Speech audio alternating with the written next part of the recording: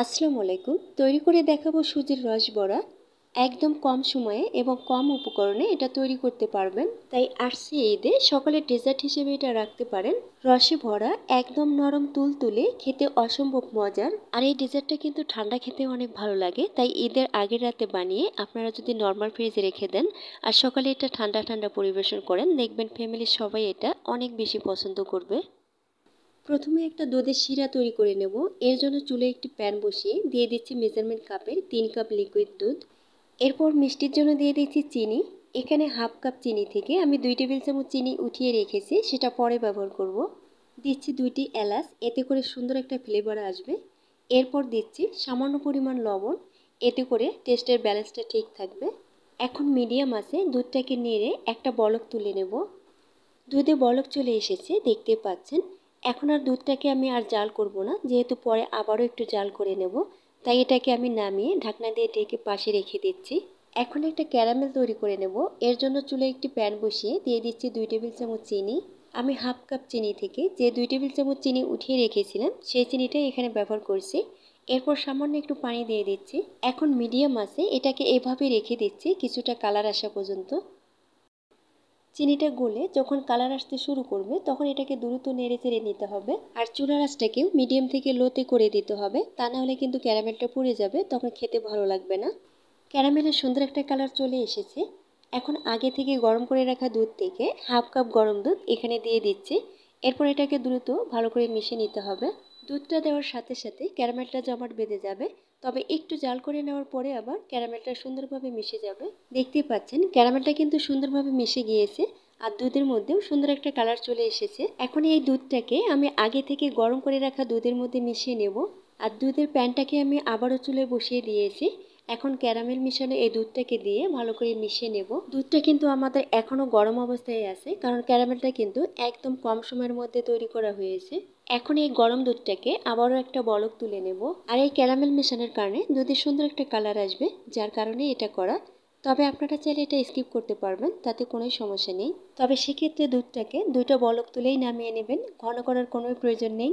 আর যেহেতু 3 cup liquid দুধ ব্যবহার করেছি, মিষ্টির জন্য হাফ কাপ চিনি দিবেন, তাহলে একদম পারফেক্ট মিষ্টি হবে।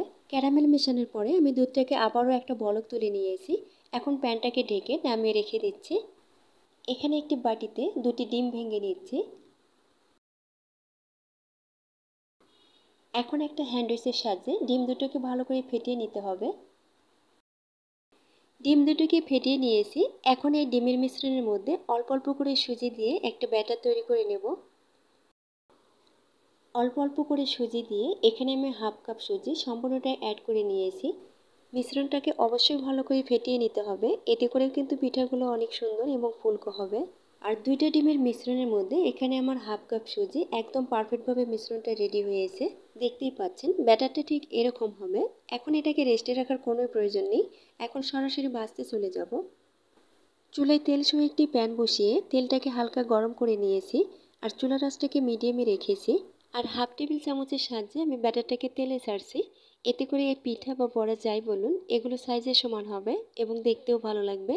আর দেখে নিশ্চয় বুঝতে পারছেন আমি কিন্তু হালকা গরম তেলে ব্যাটারটা তেলে ছাড়ছি, কারণ তেলটা অতিরিক্ত গরম হয়ে গেলে ব্যাটারটা তখন তেলে ছাড়তে অসুবিধা হবে আর বড়ার সাইজটাও তখন নষ্ট হয়ে যাবে, সেটা দেখতেও ভালো লাগবে না। তবে তেল আবার গরম হওয়ার আগেই কিন্তু ছাড়া যাবে না, তাহলে কিন্তু এই বড়াগুলো সুন্দরভাবে ফুলবে না। তাই তেলটাকে মোটামুটি গরম করে নিয়ে ব্যাটারটাকে তেলে ছাড়তে হবে। আর যেহেতু আমি চুলার আঁচটাকে মিডিয়ামে রেখেছি, সম্পূর্ণ ব্যাটারটা তেলে ছাড়তে ছাড়তে তেলটা ভালোভাবে গরম হয়ে আসবে আর তখন বড়াগুলো সুন্দরভাবে ফুলে উঠবে। বড়াগুলো যখন সুন্দরভাবে ফুলে তেলের মধ্যে এরকম ভেসে উঠবে, তখন এগুলোকে উল্টিয়ে পাল্টিয়ে 1 মিনিট ভেজে নিতে হবে। আর সময় নিয়ে কালার করে ভাজার কোনোই প্রয়োজন নেই, কারণ বেশি সময় নিয়ে ভাজলে বড়াগুলো শিরাতে ভেজানোর পর শক্ত হয়ে যাবে, তাই সেদিকটা অবশ্যই খেয়াল রাখতে হবে। বড়াগুলোকে আমি 1 মিনিট ভেজে নিয়েছি। এখন এগুলোকে তেল থেকে উঠিয়ে নিচ্ছি। আর বড়াগুলোকে উঠিয়ে নেওয়ার সাথে সাথে আগে থেকে তৈরি করে রাখা দুধের গরম শিরাতে দিয়ে দিচ্ছি। শিরাটাকে আমি আবারও একটু গরম করে নিয়েছি। আর চেষ্টা করবেন শিরাটা যেন গরম অবস্থায় থাকে।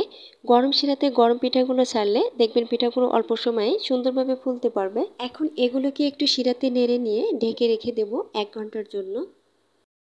ফিরে আসলাম 1 ঘন্টা পর। দেখতেই পাচ্ছেন বড়াগুলো রস খেয়ে কতটা বড় হয়েছে। আর শিরা কতটা টেনে নিয়েছে সেটা আপনারা শিরার অবস্থা দেখে নিশ্চয় বুঝতে পারছেন। রসে ভরে বড়াগুলো কিন্তু একদম নরম তুলতুলে হয়েছে। আমি আপনাদের ভেঙে দেখিয়ে দিচ্ছি, তাহলেই বুঝতে পারবেন। দেখতেই পাচ্ছেন বড়াগুলো কতটা রসালো ও নরম তুলতুলে হয়েছে। আশা করছি ভিডিওটি আপনাদের ভালো লেগেছে।